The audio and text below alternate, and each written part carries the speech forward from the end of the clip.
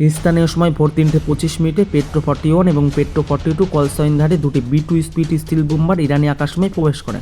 তাদের লক্ষ্য ছিল অ্যালবোর্স পর্বতমালায় 80 মিটার পাথরের গভীরে খনন করে ইরানি ব্যালিস্টিক মিসাইল ছিল ধ্বংস করা।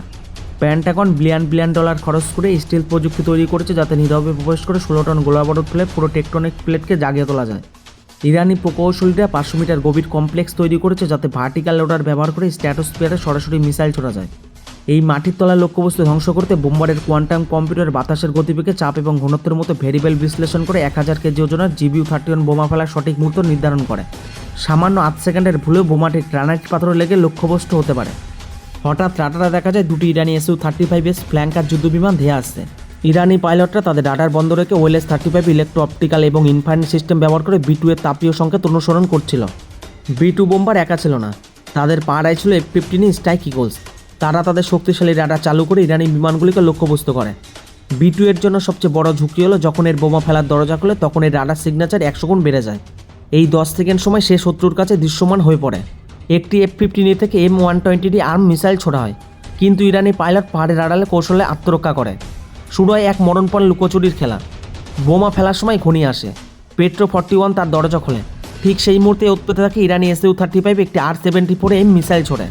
B2 পাইলটকে শান্ত থেকে 10 সেকেন্ড সোজা উঠতে হয় যাতে বোমাগুলো ঠিক মতো পড়ে।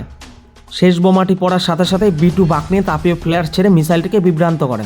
বোমাগুলো পাহাড়ের ছিদ্র দিয়ে ভেতরে প্রবেশ করে এবং ভেতরেই বিস্ফোরিত হয়, ফলে পুরো মাউন্টেন কমপ্লেক্স ধসে পড়ে। দক্ষিণ দিক থেকে পেট্রো 42 বোম্বারটি একটি ইরানি BAR-373 অ্যান্টি এয়ারক্রাফট ব্যাটারির লক্ষ্যবস্তু হয়। একটি মার্কিন E-18G গ্রোলার বিমান জ্যামিং শুরু করে এবং একটি অ্যান্টি রেডিয়েশন মিসাইল ছুরি ইরানি রাডার ধ্বংস করে দেয়। ইতিমধ্যে ইসরায়েলি F-35 বিমানগুলো নিচ থেকে উড়ে মোবাইল মিসাইল লঞ্চার ধ্বংস করতে থাকে। পেট্রো 42কে তার গতিপথ কিছুটা পরিবর্তন করে 1 টন ওজনের 16টি বোমার GPS স্থানাঙ্ক পুনরায় সেট করতে হয়। চূড়ান্ত লক্ষ্যবস্তু ছিল কর্গো, যেখানে পাথরের ভেতর থেকে ব্যালিস্টিক মিসাইল ছোড়া হচ্ছিল। পেট্রো 42 একদম নিখুঁত সময় মিসাইল সাইলোর খোলা দরজা দিয়ে বোমা নিক্ষেপ করে। বোমাগুলো ভেতরে ঢুকে হাইড্রোলিক লিফট এবং মেকানিজম ধ্বংস করে দেয়। মাটির তলায় তেলের মজুদ এবং মিসাইলগুলো বিস্ফোরিত হয়ে পুরো বেসটি অকেজ হয়ে যায়।